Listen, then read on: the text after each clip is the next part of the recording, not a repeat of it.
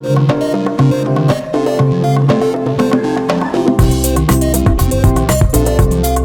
how's it going? This is Dave from the Adobe Character Animator team, and welcome to the March episode of Tips and Tricks. This month we'll start off with the Community Spotlight, which includes a film festival finalist from Australia and some great examples of using Character Animator for kids' educational content. Then we'll spend the bulk of the time on the second part of the Evan Flamethrower behind the scenes. So this time we'll be focusing on the production process, recording, editing, compositing, and all of that stuff with Character Animator and After Effects. There's a lot to get into, so let's get started. Starting off this month, we have Rock Bottom by Seek and Hide Productions. This was created using Character Animator and After Effects by Nick Baker and Tristan Klein, who are two friends who originally met in school in Australia. And they ended up winning second place in the Tropfest film competition. This is a huge outdoor festival where independent films are screened and judged live in front of 50,000 people. And it's a funny short film about these little off-color animated bugs. And the thing that stands out to me the most is the style. It's a beautiful hand-illustrated style with really detailed backgrounds and excellent character designs. You know, a lot of times you don't see this much detail in 2D animation, right? We're used to simpler, flat assets, but I love seeing art like this in motion, and I think it works really well for what they're going for. Now that he's a famous award winner, I asked Tristan for his advice to people just starting out with animation, and he said, just try. I've never felt like I've had any animation skills, but with the tools out there these days, like Character Animator and After Effects, almost anyone can do it. So there you have it. Get together with your friends you've met at school, make a film, put it in a competition, and you too could win. So excellent work, guys, and I look forward to seeing your future videos. Next, I wanted to focus on three really great kid-based channels that I've seen recently that are all using Character Animator in interesting ways. The first is Socratica Kids. This is a mix of real-life puppets with animated puppets. And it's a great format that works really well for explaining concepts to kids, like learning about the moon or how a battery works. And you've got these little physical puppet hosts who are consistent. You know, you've got a frog or a fox or a monster, but then they meet all these new characters that are animated in Character Animator to teach about new concepts. It's a great, smart format that works really well, and they're doing a great job with it. Next is Guco Isado. This is in Portuguese, so unfortunately I don't understand what they're saying, but it's a really well done channel. It's this little purple-haired guy and his dog explaining things to kids, and the character emotion is great, the colors are great, and the compositing is excellent. They use After Effects really well to add all these foreground and background elements and special effects, have these fun backgrounds, have dinosaurs walking behind the characters, whatever. It's really geared towards a kid audience in a perfect way. So excellent work there as well. And finally, we have Body Town. This is a Spanish-based series that teaches kids about what's going on in their body. And these characters are relatively simple, but it's pretty amazing what expressiveness they can get with just the eyes, mouths, and these stringy arms they have. They've also done a lot with cross-media stuff where they've actually published several books with these characters as well. So kids can read about them, see the characters, and then hear them and see them come to life online. So no matter what the medium these guys are in, it's a great concept. And last up, we have Mark Simon, who has created a great comprehensive lynda.com course about Character Animator. It clocks in at 4 hours and 48 minutes worth of stuff and covers everything from storyboarding to rigging, recording, live workflows, and basically anything you can think of is in there. Mark has actually made this course free for the month of March 2018, so you can go and check it out, and he put together a little message for us as well. Hi, Dave.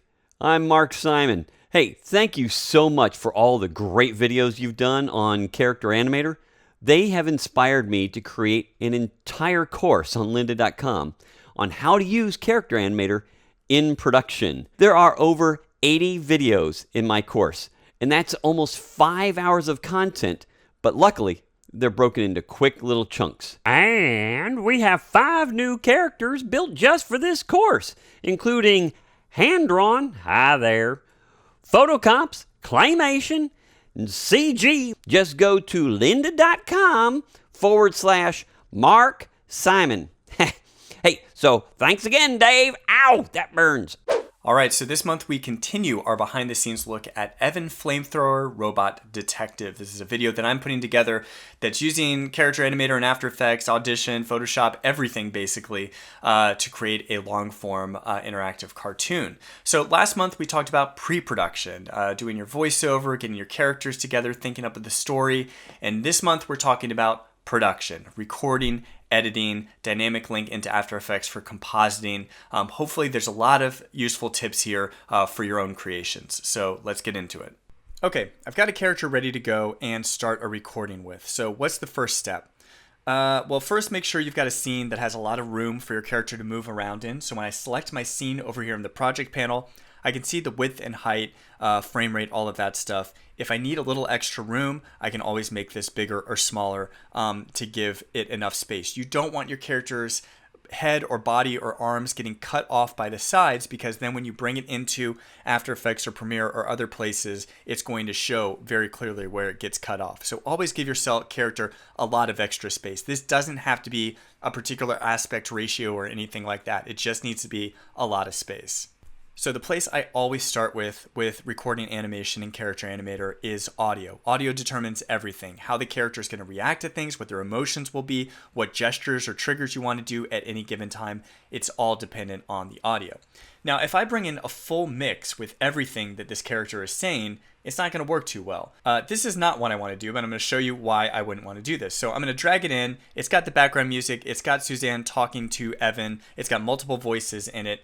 And then if I wanted to compute her lip sync, I would just go to have her selected and go to Timeline, Compute Lip Sync from Scene Audio. And that analyzes the audio that is currently in the scene and is going to make her mouth shapes based off of that. The problem though is that it analyzed the music and Evan's voice too, so it's going to look terrible, something like this. It's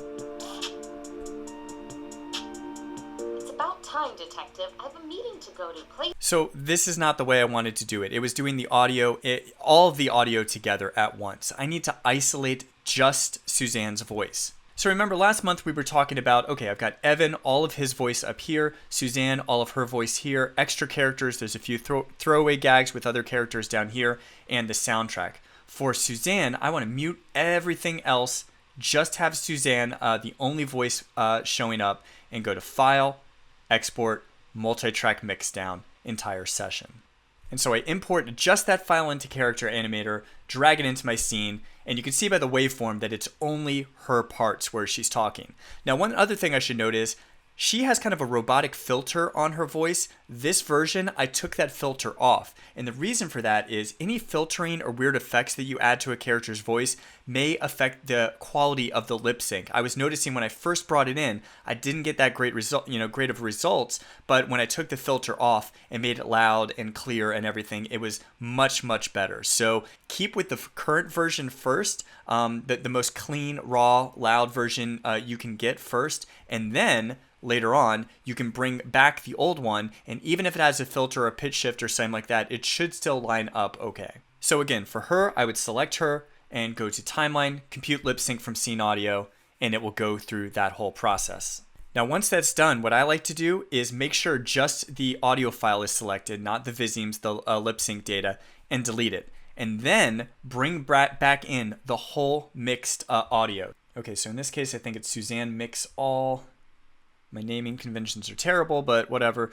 And now, when I play it back... It's about time, detective. I have a meeting to go to. Places to be. Did you find my money yet? Not yet, but I'm working on it. So this works great because now I've extracted the lip sync data just for this character, but I can hear everything else that's happening and react and animate the character accordingly. So this is the typical workflow I'll always do. Do the lip sync first, isolate just the individual voice, and then bring back in everything to listen to. Now, some characters might not have the conventional mouth set. This guy, for example, Hackbot 800, has a Nutcracker Jaw. And that was the Nutcracker Jaw behavior added rotation clockwise, so it kind of does that little pivoting thing that's happening there. If I wanted to do the isolated audio for this guy, what I would do is turn off camera input, actually turn everything else off, which I'm going to disarm by holding down Command as I click on a red dot. I believe that's Control on PC, Command on Mac. And when you do that, it's going to turn arm or disarm everything at the same time. So I'm going to disarm everything, just arm Nutcracker Jaw and audio input. And then basically, I'm just going to press record and play this back and let the audio record and respond. The Nutcracker Jaw audio respond to the audio that's playing back. So this looks good. So I'll press record. I can't say I'm surprised to see you're still a moron. And so on and so forth. So in this case, I don't care about this extra audio that was used to get kind of the amplitude for the jaw moving up and down. So I'm just going to delete that. But what it does give me is this new bar right here for Nutcracker Jaw audio input. And that is what I care about. And so if I play this back. I can't say I'm surprised to see you're still a moron. Now, the jaw wasn't moving as much as I maybe would have liked. So what I'm going to do is change the audio flappiness to something like 150. Let's see if that looks any better. I can't say I'm surprised to see you're still a moron. So that's looking pretty good. I might do some manual camera adjustments as well. So if I disarm audio, turn camera on, and then, basically voice over what the character is saying. So let's try this. I can't say I'm surprised to see you're still a moron. Now I've got some additional data. Again, I can get rid of this throwaway waveform, but I've got a camera and audio input, both determining what the Nutcracker Jaw is going to look like. So I can try a little bit of each, see what works. Maybe I only need the camera for this one section that didn't, turn out too well, that sort of thing. So you can kind of tweak and play around with these parameters, arming and disarming individual things for your needs. So before I go too much further, I'm going to focus on editing the lip sync. Now, when I'm editing, I don't want any of this live data like we're currently seeing coming in. So the best way to deal with that is disarm the puppet by just clicking the red dot next to them. Now this is only going to show me the recorded data and nothing else that's currently live. Now, generally what I'll do is play everything back, and if I notice a mouth that looks out of sorts, something that's held on for too long, or a mouth that flickers too quickly, or the wrong mouth shape for what seems like, a particular sound, then I'll stop and just do a gradual, trial and error to figure out what is the right mouth shape for this sound. And it really is, for me at least, who doesn't have a lot of knowledge about fixing lip sync, it really is a trial and error process. So let's take this example. She's talking about coffee here, and let's see what she says. Peppermint latte with extra foam. So I noticed she's talking about a peppermint latte with extra foam, and right here, this ah sound holds on for a little bit too long, I think. She starts to transition to a with sound instead. Let's hear that one more time. Peppermint latte with extra foam. That doesn't feel right. If I want to make it even easier and more to work with, I can go to playback speed here. If I just click this little number, maybe I'll go to half speed instead and play it back. And this makes it a little bit easier to work with. Peppermint latte with extra foam. And it also has the added bonus of sounding completely ridiculous.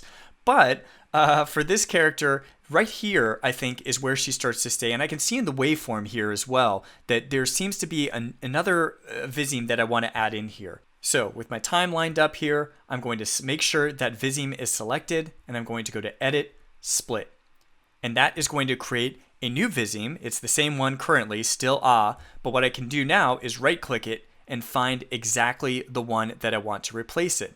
Now in this case, even though she's saying with, I don't think the w sound is what I want. I think instead I want that with th sound instead. So I'm actually going to try out this L. It says that th sound is what I'm going for. So let's give that a try and see how it looks. Peppermint latte with extra foam. That looks pretty good. I could probably do a little bit of revision, but I think it's close enough that it's good. So this is the general process. Listen through, watch your whole performance. When you see something that looks a little out of sorts, stop, do a little trial and error, try out some different things. It's really easy to just right click and try some different things, drag these to change the timing of them so they happen a little bit earlier or later. And it's just a, continual process, and eventually you should get some really great results. All right, so with the mouth done, the next thing I'll usually move on to is the rest of the face. So this includes head movements, eyebrows, pupils moving, triggers for the face, all of that stuff to get a convincing emotion and expression from the face. That's normally where people are looking to get the main emotion from a character. And then I'll build on top of that with dragger and some other stuff later. So the first thing I'll do is the face. Now, face, if you arm this and turn everything else off, it controls quite a few things. It controls head movement, it controls your eyebrows, as well as blinking. So what I'll usually do is turn recording speed down to about 3/4. This gives me a little bit of extra time to react to what's being said, and then my movements will also, when played back at full speed, look a little bit faster and more fluid. So I'll show you just a quick example about how I might go about this. I was at the office and got a low balance alert. I knew it had to be a mistake, so I called the bank immediately. They claimed I had just taken all my funds out. Okay, so take that same basic concept and now look at, here's a finished version of a full 12 minutes or so that I've recorded with Suzanne, X3. Now, her timeline is incredibly complex. There is a lot going on here. Let me actually drag this up so we can see a little bit more. And if I open up face camera input, you'll see what I've done is for each section, each little scene, each little vignette that this character is speaking in, I'll record, a minute and a half worth of my head moving back and forth and reacting to different things.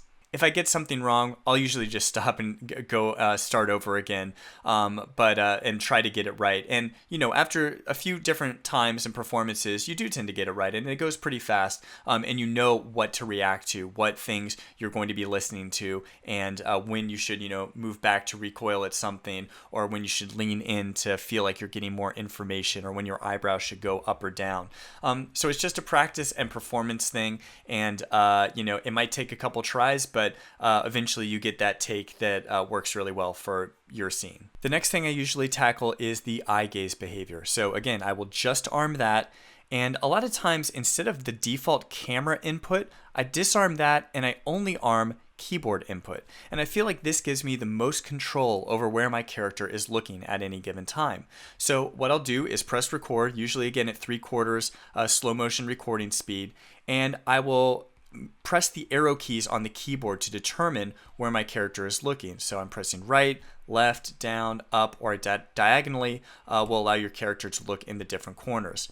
And as I'm listening to the performance, I'm kind of thinking, is she, collecting her thoughts? Maybe she's looking down while she's thinking about something, or she's annoyed by something, kind of rolling her eyes a little bit. I'm just reacting to the performance and thinking, where would I be looking, or what would I be doing as I'm looking around? And with the arrow keys, I can be very precise on, when she's looking one way or the other. And for me, that's worked really well. So again, let's jump ahead and see what a finished eye gaze recorded performance might look like. So I'm going to twirl this down, and you see a huge staircase of things happening here. And what you'll notice is one take actually is this really, really long take. And what I found out was, the character is always looking to one side for the most part by default. She's always looking towards Evan Flamethrower, who's asking her questions. And so I just did one take. I basically recorded it for like 3 seconds with just her looking towards the right side of the screen, I should say. And then I just dragged the out point of that take so it extended all the way throughout the entire take. And then on top of that, I added additional recordings to punctuate certain moments. So that's a nice thing about any of these takes is you can just kind of drag over the out point, and when you see these little, it's very subtle, but you see these little diagonal lines, that just means that that last frame is being held and it's just continuing off into however long something goes. So this is a great way to, hold a particular pose, whatever that last first or last element in your take is. You can extend it a little bit longer if you want to hold it for a specific effect. So the last thing I'll deal with focused on the face are any face-related triggers. So in this case, I just have a couple of eye things for this character. If I press 1, she does this half eyelid thing. And if I press B, she closes her eyes and does it as an extended on-trigger demand blink. And so it's the same cycle. I'm recording at 3/4 speed. I'm thinking about where she would be closing her eyes or having them kind of half open, and using that to accentuate a particular emotion or moment. So again, going to the finished example, whatever you name a trigger, that's what's going to show up here in the timeline. So for example, the half open eyelids I called half, That's what shows up here. When I twirl this open, again, I get this staircase. Every take that I've done, every time I've pressed record and record again to stop, it creates this track. Now, even if I didn't get the timing 100% right, that's okay because I can go into any of these triggers and drag their in or out points to change exactly where they begin or end. Now, I also have the ability to add new triggers. If I right click into any of these blank areas, I am able to add a new trigger there and can again extend it as I need to. So really, once you've got one trigger track, you could just right click all through the entire track and place new ones manually that way instead of recording a performance. So you have a few different ways of doing it, but both lead to the same result of being able to have frame by frame precise triggers. Now that the face is done, the next thing I'll usually move on to are arm movements, and these are done for these characters with the dragger behavior. So I've got dragger armed here, and that just means I'm able to drag with the mouse to move them around. Now, typically the way I'll start is having each character with kind of their rest pose, their default pose. So for Suzanne's case, it's with her hands on her hips, and I kind of want to just keep this as her primary position. This is kind of always where she's going to go back to. So what I'll do is set that, hit record, double shots, and that gives me a take for each of those arms, the left and the right. Now, what I have the ability to do is if I disarm this, I will see her in her default position. I can zoom out by pressing the minus key, and I'm just going to extend this for the whole duration of the performance, meaning now every part of her performance, she's got these arms, her hands on her hips, and that's her default position. And then what I'm going to do is do little arm movements and gestures that will always go back to that resting position and blend into them. All right, so here's a scene where she is going to point at Evan and demand that, have you found my money yet? So something like this. Did you find my money yet? Now here's a problem. When I arm the dragger behavior again, her arms go back to the position they were in when she was imported, right? And in general, this is the right way. We say normally you probably want to import your character with their arms in an A position. That gives you the most flexibility. But the problem here is now I don't remember where those hands were on her hips, and I can't react to that. The nice thing though is you can add additional dragger behaviors to keep that current underlying data, but then record another take over top of it. So the way I would do that is go into the puppet. So I will double click Suzanne. And then with this top level selected, I'm going to go over to the behaviors plus add a new dragger behavior and call it whatever I want by clicking this little menu icon. So I could call this, left arm, right arm, gestures, whatever I want to do. So going back to the scene, for this one part where I want her to be pointing at Evan, I am going to instead disarm dragger, which will show me the hands on the hips again, the default one that I extended all the way across the timeline, and instead arm drag hands. And notice the hands are still on the hip because I've disarmed the behavior that those were recorded in. Now with drag hands, I am able to do a recorded performance of one arm, both arms moving. I can do whatever I want over top of it. The one thing I'll do with arms is I almost always record at 50% recording speed. Arm movements typically are pretty quick. You move around a lot. And for me, I found 50% gives me the best results and allows me to react to the voiceover that I'm hearing as well. All right, so let's give this a try. Did you find my money yet? Not yet, but I'm working on it, Suzanne. So now I have this second take that's over top of that initial underlying take. And what I'll always do is use these little blend handles just to blend one performance into the next to make it feel a little bit smoother. And now play back. Places to be. Did you find my money yet?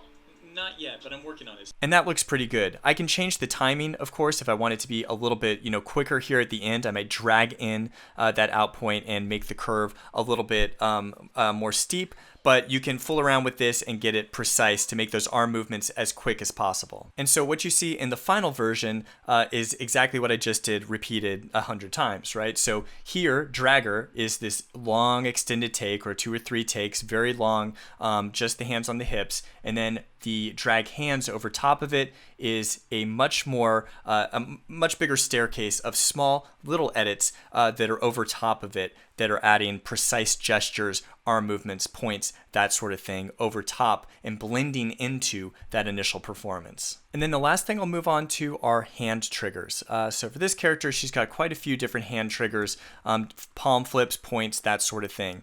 And what I tried to do is hide these transitions of when a hand changes. So if I just did this right now, it's very obvious that it's changing into a point. Instead, what I tried to do is hide it when the arm is moving and the hand has some motion to it. So here, I might hide it right at this point when the arm is on its upward trajectory. So let me try to record a performance with this. Did you find my mommy yet? Not yet. And then I'll let go on its way down. Now, if I didn't get that 100% right, I do have the ability to change the in and out point to get it to precisely the right location that I need. But that's in general what I'll do is I'll hide, if the hand is off screen, like if it's behind the character something like that, then it's easy, you can just swap it there. But if it's moving and having some motions, or you want to transition from an open palm to a point or a thumbs up or peace sign or whatever, do it when the arm is moving to kind of hide that transition. It makes it look a little bit smoother. And that's it. So really all I'm doing is taking one behavior at a time, focusing on that, getting the head just right, getting the eyes just right, getting the arm movements, whatever, just right. And then blending and adding performances, and slowly you'll see your characters start to come together, come to life right in front of your eyes. Now, you could do all this at once. You could arm everything and just say, press record and go for it, and there's your performance. And that's totally fine. That's definitely one way to do it, and then make little edits on top of that. For me, though, I felt like when I feel like I get the most emotion and the best results when I'm focused on one performance at a time and keep layering them on top of each other. Once I have multiple character performances down, I can start to composite them in After Effects. And because I'm using the same audio track, the same timing, everything should line up great. Now, the way I'm going to bring them in is by importing through Dynamic Link. So I would just, in my project panel over here, I'm going to press Command-I on Mac, that's Control-I on Windows. I'm going to find the chproj file, the Character Animator project file, open that up. And when I do that, it's going to give me a list of all the different scenes that are in that project. So if you've named things correctly, unlike me, you'll be able to find exactly what that scene was that you want to bring in. So let's say Annoying Bot here. I want to bring him in. So I press OK.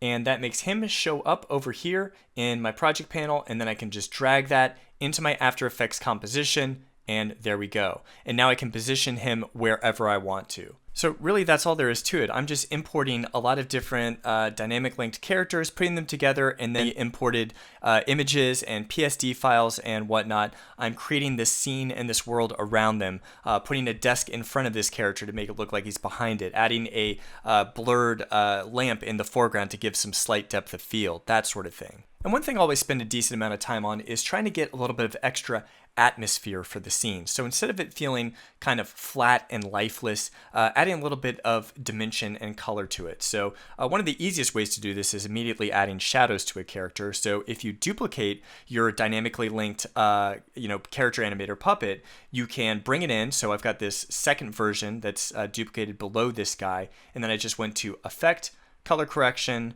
Curves, and I'm just going to drag this all the way down to the bottom right. That makes it turn black. I'm going to press T over top of this to bring up in the timeline to bring up opacity, change that to 15%, and I'm done. And you get this nice little shadow that's behind the character. I could make that go up or down in transparency for whatever I want, but that immediately gives a little bit of sense of depth to the character and makes them feel a little bit more connected to their surroundings.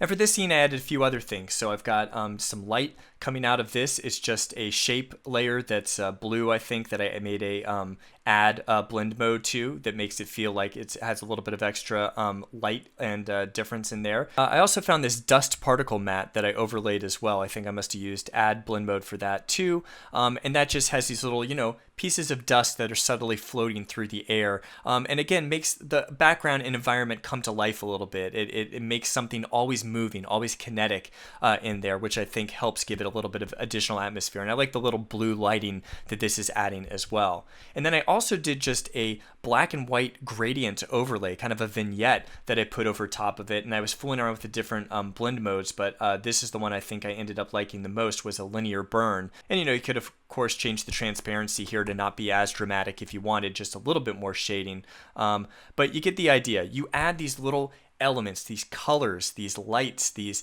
looping background matte animations over top of your environment, and it really helps bring everything to life and add some shadow and highlight and depth and light and dimension to everything. So this is looking pretty good, but this is just one shot. The nice thing that a dynamic linked character animator performance allows me to do is have that same character in a different shot. So I could do just a, close-up version of them, or a close-up of the person they're talking to. And then what I could do is create a comp where I am basically editing back and forth between these different shots. So they're talking here, and then they move into him talking, and then goes to Evan, and then back to Hackbot, and then back to the wide shot.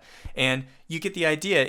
You could do this in Premiere as well. I'm doing it in After Effects because this is a weird interactive video, and it's a little bit easier for me to do it within After Effects itself. But basically, you're just switching between different shots back and forth, and you don't really have to do anything as long as the timing, as long as everything starts and ends at the same time. It's really easy to line these up and edit between these different shots. Now, this is starting to become a really, really complicated scene. There are a lot of elements here, and so when I'm previewing and working in After Effects, because there's so much going on, sometimes it can render pretty slowly. What I have ended up doing a lot for this project is under the preview area, making sure I'm skipping every 2 frames, makes it a little bit quicker to render. And resolution, sometimes I'll go to half, third, quarter. I've even gone to custom and done 8 pixels or something like that, just to make it able to play back a little faster. So right now I'm seeing a preview and it's much more pixelated, but I can still get a general idea of what the characters are saying and doing, and it's enough for me to be able to make some edits and choices and some stylistic effects that I might add. And this may seem a little complicated and overwhelming, but honestly, this is mostly After Effects 101 type stuff. If you watch an introductory YouTube tutorial on After Effects, if you don't know too much about it, and just learn about transform, opacity, rotation, scale, how to ease things in and out of each other, how to, comp and pre-comp and all of that stuff, just basic After Effects stuff, honestly, that is all you really need to know to do something like this. It's all a matter of moving these different elements around and having them work and react to each other in believable ways. So that's it. This is a project that I would never have been able to do, 2 or 3 years ago. It's just the character animation tools I have been used to just felt too cumbersome and complex and scary, basically, to get into something like this. And I think Character Animator has really made it feel a lot more accessible and easy and natural for me to kind of put these character performances together and then composite them with a basic understanding of After Effects. So I'm still hard at work at this. I hope it comes out in the next month or so, but I'm having a blast putting it together, and I hope it was helpful for you to watch me walk through it as well. All right, that's it for this month. Thank you very much for watching, and as usual, if you have anything you've created with Character Animator and want to share it with the rest of the Character Animator team, please do #Character Animator on Twitter or Instagram is where we're normally checking that stuff out. And if you run into any issues, bug reports, problems with your puppets, the best place to get help are the official Character Animator forums. That's it for this month. Thank you very much for watching, and have fun.